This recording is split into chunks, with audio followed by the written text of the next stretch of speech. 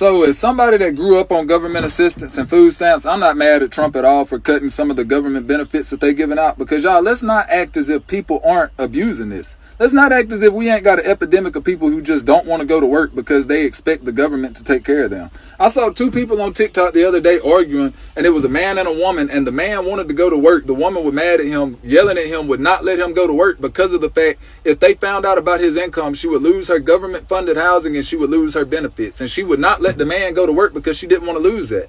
And I think that's an issue in America, bro. Like, there's a lot of people that do that.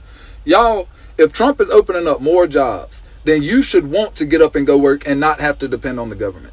The government assistance is a stepping stone to help you get to a point where you can get back on your feet and do for yourself and take care of yourself. That's what it's about. It's not about, oh, well, just sit back and let people who go out and work take care of me so I can live an easy life because I need to live an easy life for whatever reason, bruh. All of us have to get up and work. White people, black people, Mexicans, everybody got to get up and work. Nobody is owed anything by the government. Nobody is owed anything by America. Nobody deserves no handouts, bro. I don't want no handouts. So, and Trump didn't cut the government benefits out. Like, y'all are making it seem like he just got rid of it. He just made stricter eligibility requirements. So one of them is you got to work at least 80 hours a month, not a week, a month. That is 20 hours a week, 4 hours a day, Monday through Friday. Bro, if you can't do that, and you expect people who go out and work 50, 60, 80 hours a week to use their tax dollars to take care of you, then you the issue, bro. And you are the main ones that Trump is targeting to get off of this and get up off of your ass and go do something for yourself. So I'm not mad at it at all, bro. He opening up more jobs, so y'all not have no issue, and y'all can get up and go get off y'all behind and do something.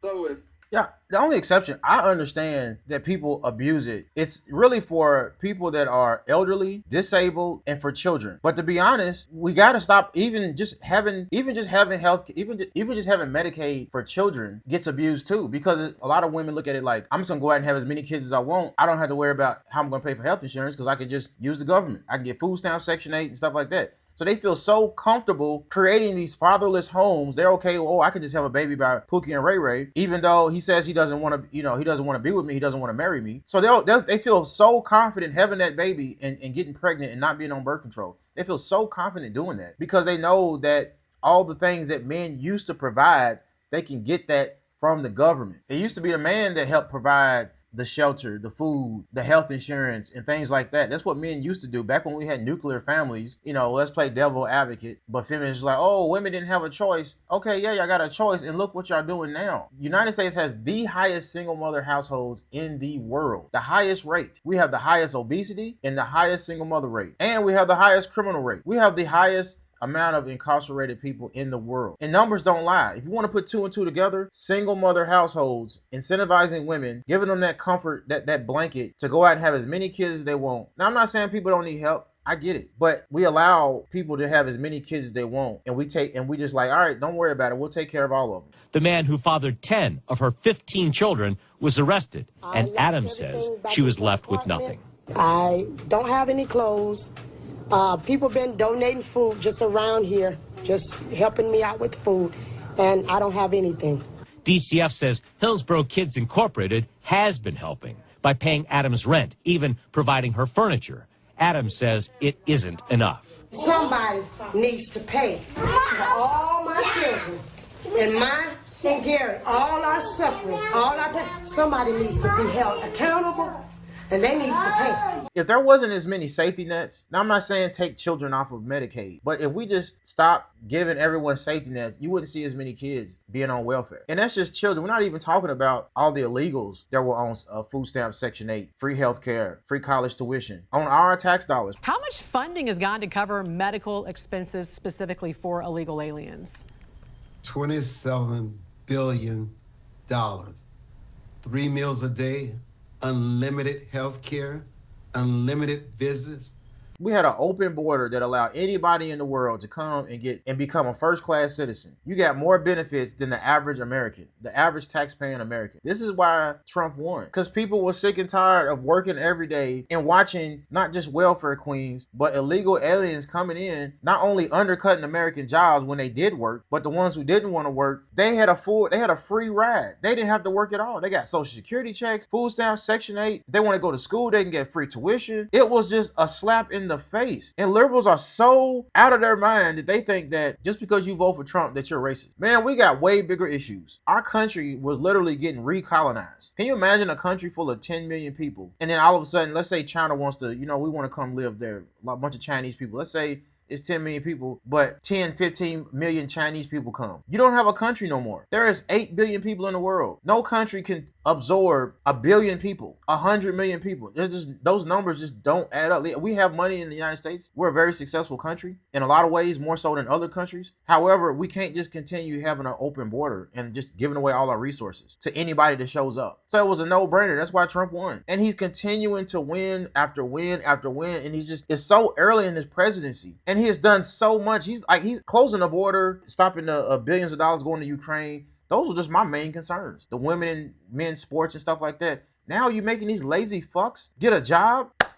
I can't help but applaud that, man. He said, you know what? We're fixing the country to the point where we're going to stop enabling generational lazy people. I know people who were on food stamps in Section 8 for generations. Like the mom raised her kids on food stamps Section 8, and then as soon as she turned 18, they got her daughter on the same thing. And she goes out here and becomes a single mom too. Yeah, the more kids you have, the more money they give you. People looking at it as a hustle. And I'm glad that shit's over. And Democrats and liberals, they keep trying to gaslight, oh, they making people lose their Medicaid and stuff like that. Yes, the lazy people and the people that was abusing it, hell yeah, they got to get off that damn Medicaid. We sick of paying for it. All these damn welfare queens living off of government assistance and all these hard-working, tax-paying citizens struggling to get by. And we letting these migrants and these lazy Americans just get a free ride? Hell no. It is a stepping stone. It is not a lifestyle. You shouldn't be doing this stuff for generation after generation. And now you get these lazy-ass people, now that they got to work at least 20 hours a week. A lot of them, I mean, they may still qualify because I think, I think there's people making 40K. If you got like a kid or two, you can still get Medicaid. So if you're working 20 hours a week, that, you're actually paying into some taxes. You may not be making that much, but you're actually contributing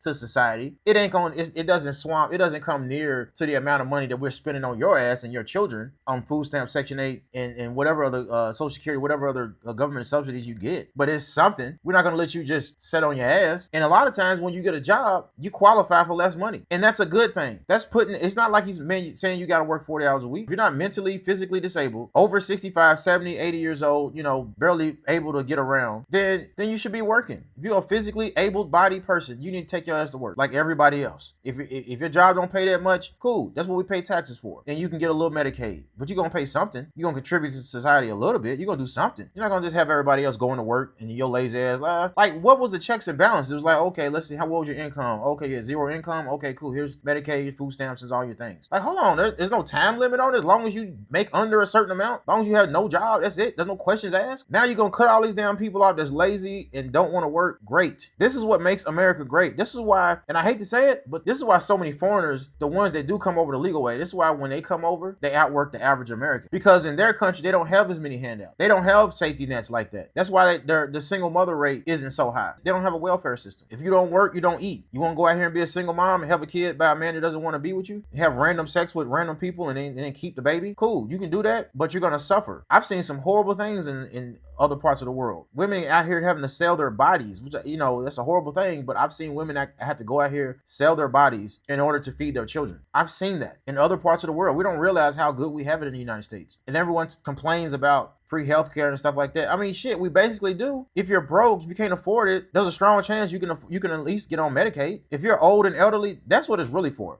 Disabled people, and then when you got old people, when you're too old to work, I mean, shoot, you done paid taxes your whole life. That's great. To be old and elderly, let's say, that's nothing wrong with that. Old people, they get on what, Medicare, Medicaid, or something like that. So if you done paid taxes for 40, 50 years, and you old and retired, that's great that you can have the government that kind of help you out. But young people that going out here popping out babies and stuff left and right and don't want to work, that has to stop. There has to be some accountability. Otherwise, we will continue to be the most obese, the highest incarceration rate, and the highest single mother rate in the world. This is just one of the ways you fix America. With a lot of these subsidies being taken away, I think you're going to see a higher rate of nuclear families, because when women can't go off and just depend on the government to be the baby daddy, they actually have to depend on a man. And that's how humans have always evolved. We've always depended on each other. We didn't always have a government to come save us.